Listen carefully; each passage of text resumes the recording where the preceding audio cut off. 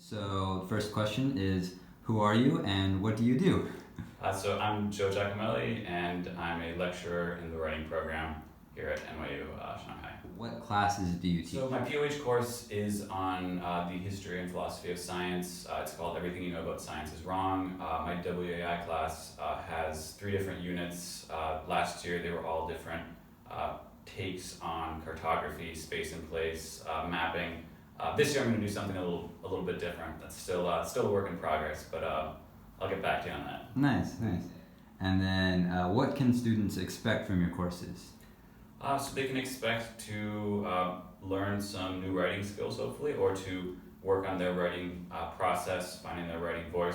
Writing is a constant struggle. Nobody ever fully perfects the art of writing. I certainly haven't. So there's that, and also hopefully some integration of the content with the writing-related learning. So incorporating the content, the readings, the themes, the ideas into writing pedagogy and writing practice. Yeah. Nice. Okay, and what does a student need to get an A in your class? I would just say do the readings. That's the most important thing. If you do the readings, everything else will fall into place. I know it's really hard to do the readings when there's exams and all kinds of other things going on, but if you find the time to do the readings and take notes as you read, that's the most important thing, I think. Yeah. Nice. Okay, and then what style of writing do you prefer, if any? There's a lot of different paths to writing, right? I don't necessarily think I have one style that I like the most. I think I've encountered a lot of different approaches that work for different contexts, right? But I always like it when somebody surprises me, does something a little bit different, has an amusing anecdote or an interesting and creative turn of phrase or some organization that is surprising or interesting that really fits the content and in a creative way. So I enjoy that. Yeah, nice. How much would you say a student's success is dependent on their professor? Well, obviously it's it's a dialectic between student and professor, right? So there's always going to be some component of student effort and student dedication, but I would be totally lying if I said it was totally objective, right? Like this, especially writing the humanities, these are subjective disciplines, right? So there's always a component of subjectivity here, right? But I think despite that, it's mostly about effort and dedication to process, especially in our POH and WAI classes.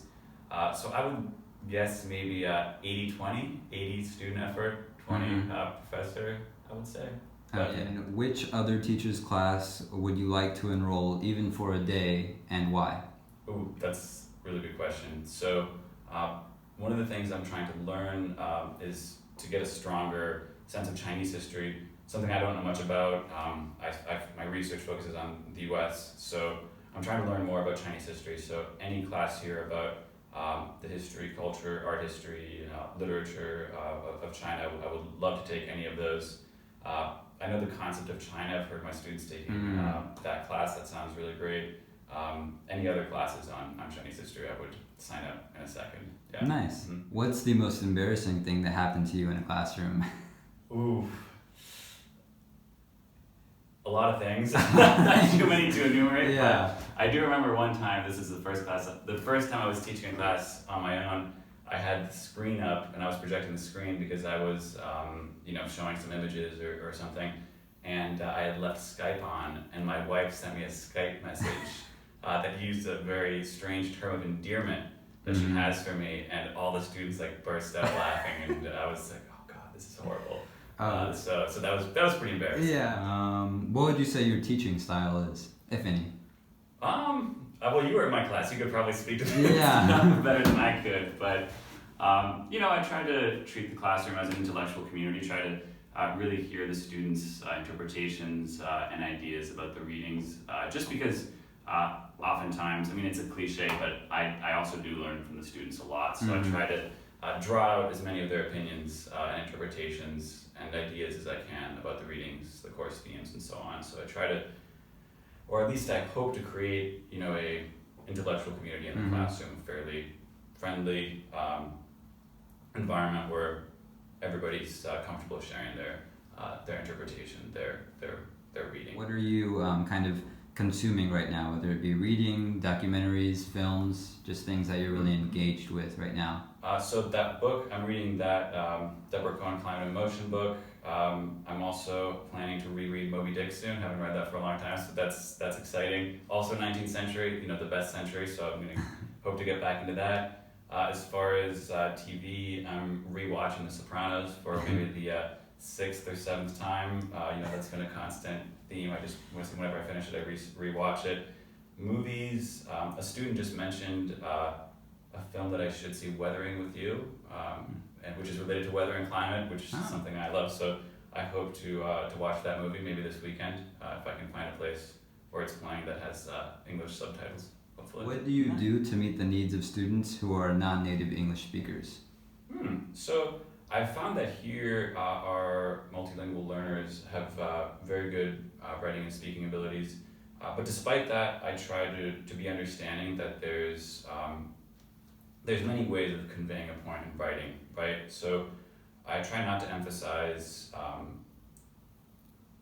idiomatic expressions in writing, especially when I'm grading, right? That perhaps a sentence isn't articulated in a way that might sound fluid to a native speaker. It might have something that seems like an awkward construction, but I think it's important to understand that that is just as valid a way of expressing the point, the argument there, right? So I emphasize argument, evidence, structure of essays over, perhaps minor questions of conjugation or tense or other questions that might be difficult for somebody who's not a native speaker of English, right? So I just try to be understanding of the fact that there's many ways of expressing things that might seem wrong to some, but that are just as valid and powerful as others.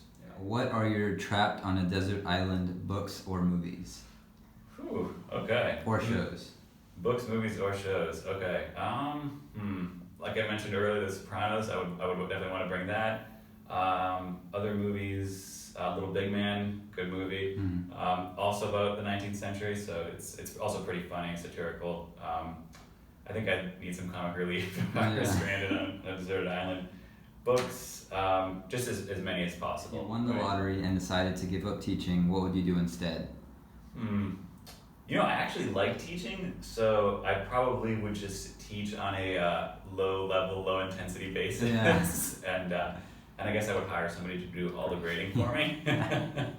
But aside from that, I think I would travel a lot. That would be really great. I would buy a lot of needlessly expensive bicycles and just spend a lot of time riding bicycles around. Yeah. Nice. What is your favorite dish from the cafeteria? There's a lot of good stuff down there. I like the eggplant. When they have the eggplant with some sauce, that's pretty good. I had some of the breaded chicken recently. That was also pretty good. Every once in a while I grab the pizza. That's pretty good too. So yeah, there's a lot of good stuff down there. Can't complain. Yeah. Is it comparable to Italy? That's the problem with food. If we have expectations of I want this food to look a certain way, like the food that you have in Italy, then you just get disappointed. So I try to just recalibrate my expectations of this is something totally new and different, and it's gonna be good. Yeah. What current trends are baffling you, and why? I guess the digital wallet where you pay for everything using your phone. That's very new to me. I only started doing that in China when I got here, so that's really strange. Can't beat the convenience.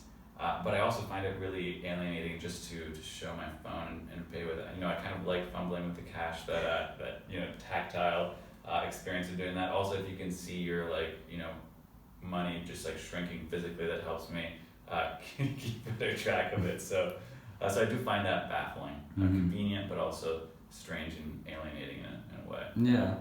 What differences do you see in your morning students versus your afternoon students? Ooh, that's tough. I don't want to throw anybody under the bus. There's differences. I think morning students, usually if you sign up for an early class, you're really charged up and excited. So I think they often bring a little bit more energy. But the students in the afternoon, sometimes I think because they're in a more pensive, afternoon, post-meal state, they sometimes bring up more surprising things. You know, I don't know whether that's the digestion, you know, making them think of strange things, but they might bring in some more surprising things. So different energy, both are good in different ways, I would say. Yeah. Nice. How do you think students will remember you and your class? Again, you know, you were one of my students, so you could probably speak to this better than I could, but I hope that they remember reading some interesting texts, learning some new perspectives for examining the history and philosophy of science or of cartography, while also perhaps learning some new ways of approaching the writing process as well. If you could grow up in any decade, which would you choose? Ooh, yeah, this is a good one. It's really hard, right? Probably go back to the 1870s or 1880s, just because that's the time period that I'm examining right now in my reading. So I just like to see what was happening then firsthand. Things are changing really fast, right? Urbanization, industrialization happening really quickly. So a crazy, exciting time. So I think I'd want to go back to 1870s or 1880s. Yeah. Nice. So the final question is, if you could pass on any wisdom to your students, what would you share? I would say to try to relax a little bit. I don't know, that seems really stupid and trite, but just from campus, everybody always seems like really crazy busy, always on the computer. So just, I don't know, it's take a walk outside, go walk around the block every once in a while, just even zone out, just take some time to zone out and think, you know, stare at the wall, think about something that interests you that isn't related to your next exam or your next paper or something. Just take some time to ruminate on things instead of just having always a very utilitarian, extractive approach to learning. You know, also I do assign papers myself, so I'm being a little hypocritical. But yeah, just take some time to ruminate on things, I would say. Yeah.